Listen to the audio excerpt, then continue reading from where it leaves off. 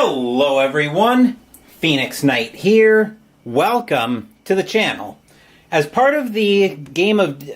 What did we play last night? I'm trying to think. After our Mission of America Bomber last night, I unboxed this game from Dave's Board Gaming, who's actually not too far from me, it turns out. This is Weirdwood Manor by Greyridge Games. Taking a look at the back, we actually see that it is a Kickstarter Deluxe Edition down toward the bottom. But anyway, we'll start by looking at the back. A cooperative game of adventure and strategy. Enter the world of Weirdwood Manor, where the magical and mysterious realm of the Fae intersects with the everyday world of the real.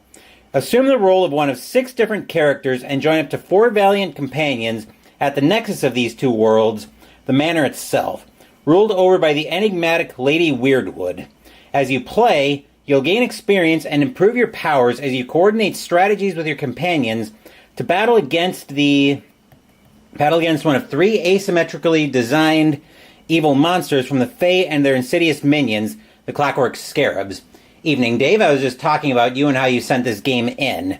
Offering high variability and replayability, the game features a unique temporal mechanic that reflects the magical, ever-shifting manor.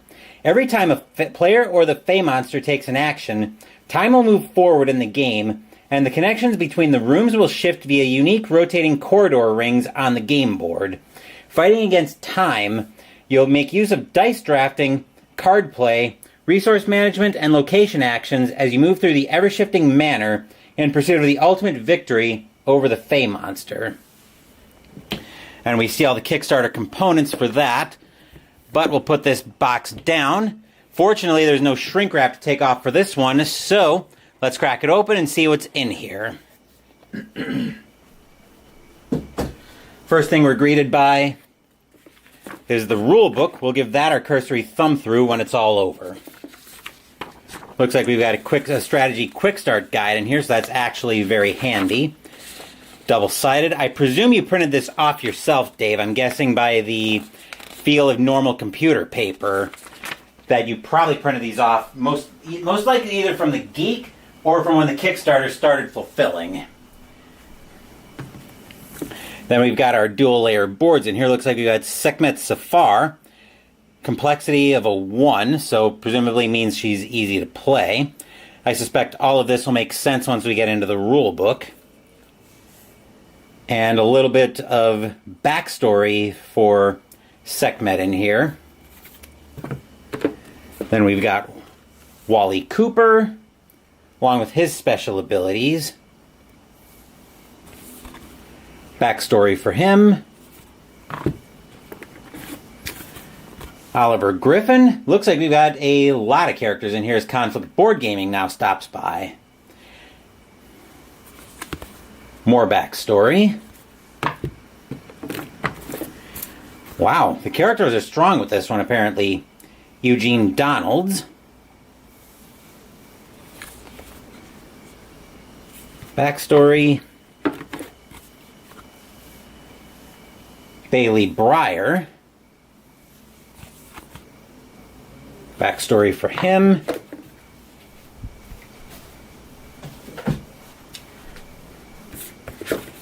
Celia May. Okay, so it looks like we've only got 6 characters, and now we've got the villains. Backstory for her. Now we start getting into the villains. We've got the Chaos Ogre.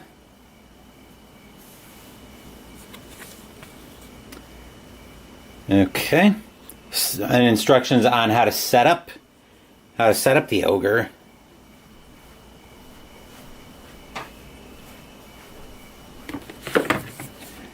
Theris, along with a couple of different tracks. Backstory and again, setup detail for Theris.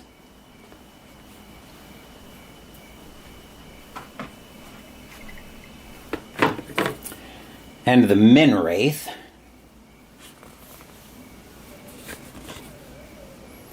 Backstory for... backstory, setup, and advice.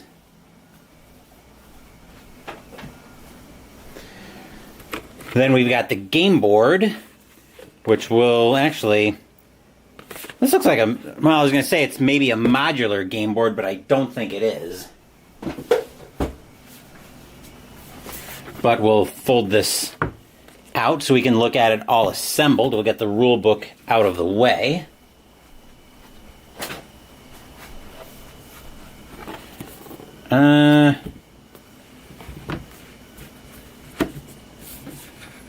Okay, looks like those are the only two fixed spots on the board, so presumably we'll get into the...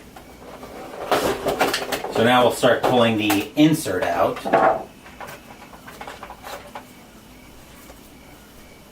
I imagine these are probably the rings, so that looks like the inner ring. And then we assemble this. And then we assemble these four pieces, and this, if I had to guess, once we figure out how it goes together, will probably turn into the outer ring.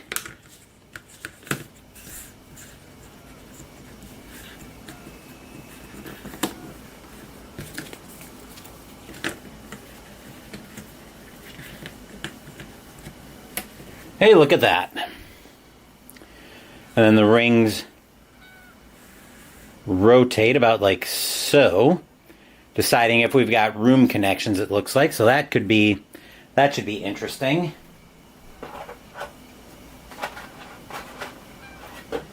Then we've got, then we've got all of our acrylic standees for all of the characters in here.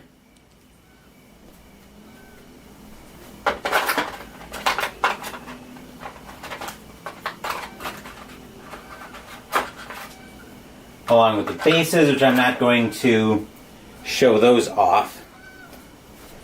Looks like these are probably extra obstacles of some kind. I presume these will depend on the scenario or effects that might come in during the game.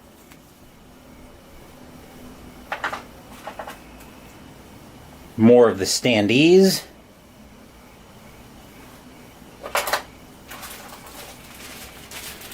Our various cubes and looks like various colored cubes. Not sure what those are for. The rule book will probably give us a better idea of those. Looks like we've got raindrops, sparkly tokens, and scarabs. I do remember one of the villains, probably Theris. Yep, Theris was referencing scarabs, which that's not a coincidence. We've got more tokens, along with specialized dice. Good thing somebody, and a D12, good thing somebody has a dice tower he likes to use on the regular. Then we're starting to get into some of the cards. Looks like special abilities, and I am very grateful that you sleeved this game. It actually saves me a bit of trouble on that front, because I do sleeve all of my, as many of my games as I can and or need to.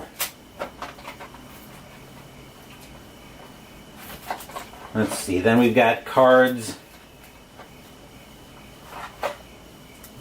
Holy cow, the cards are strong with this one from the looks of it. We've got special abilities. We've got the cards for the various characters, so it looks like each character gets a deck. Presumably we'll set that up as part of setup.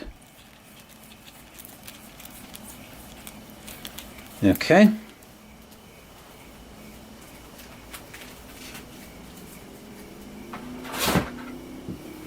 We've also got quick reference cards, companions from the looks of, and companions. And these will be these are several different companions. We've also got Warden Tactics. Not sure what all of these are, but I suspect the rulebook will probably give us more insight into that. The sleeving madness will pass. You got over it. Well, to each their own. I like, personally speaking only for myself, I like sleeving my cards just because A, I like taking care of my games, and B, it makes shuffling these games so much easier than having unsleeved cards. And then the last things in here, we've got our other locations, which these go out presumably as part of setup. I don't know if there's going to be specific scenarios that these are tied to, or if everything's randomized. Because if setup's randomized for a game, then that's going to be something I'm going to be very warm to. It looks like, if I had to, well, I was going to say it looks like they're the same on the back, but they're not, and they do tell you what the location is. Back in here. And then we've got our last set of locations. So these will probably go around the outermost level of the... These will probably go around this level of the board. So now I'm going to work on pulling all of this up. Once I get those back in the box.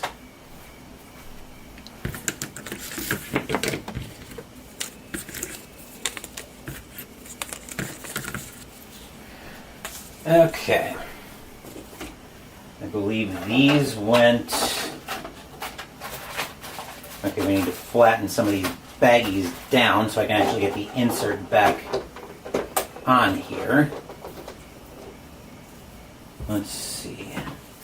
So the rings went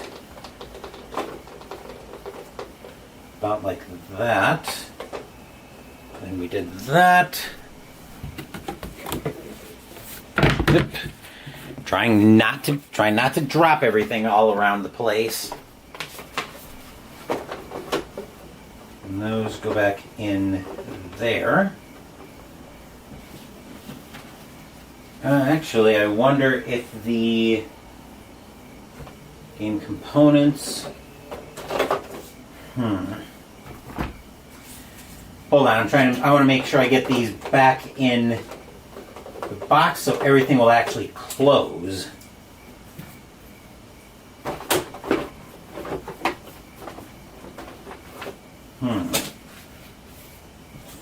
I'm trying to figure out how this went in here. This came in here. Probably about like that. That makes a little more sense. Are these in the bottom? No. I think those were there.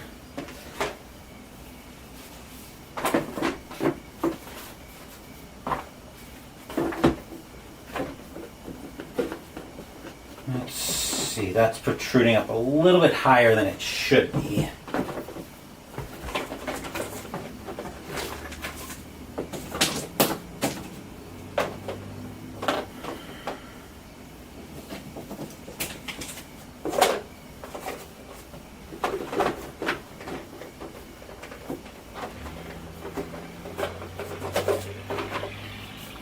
That was where I was making the most headway.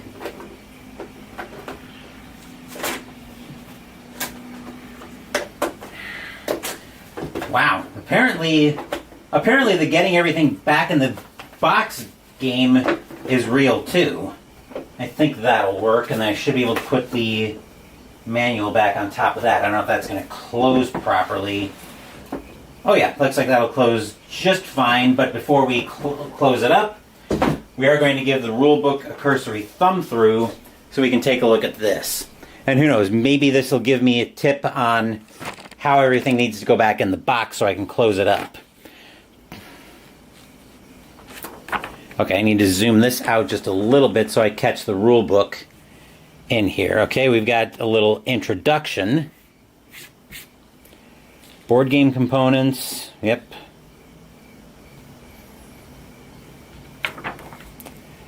Board setup, player setup, Fey Monster setup.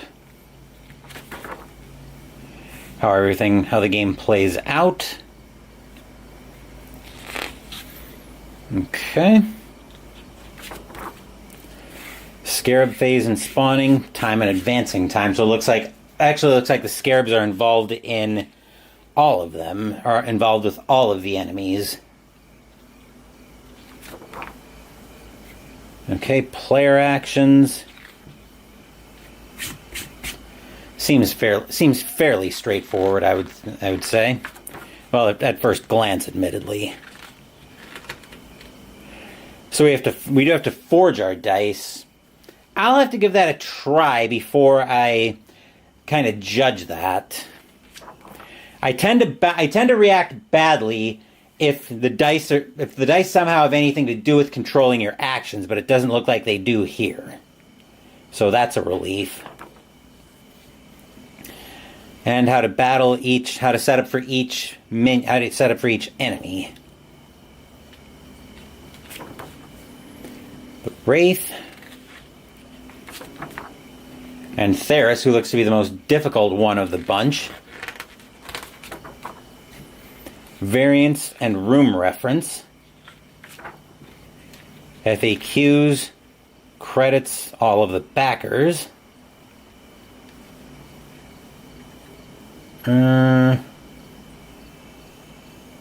Okay, looks like we got a whole rattle of backers.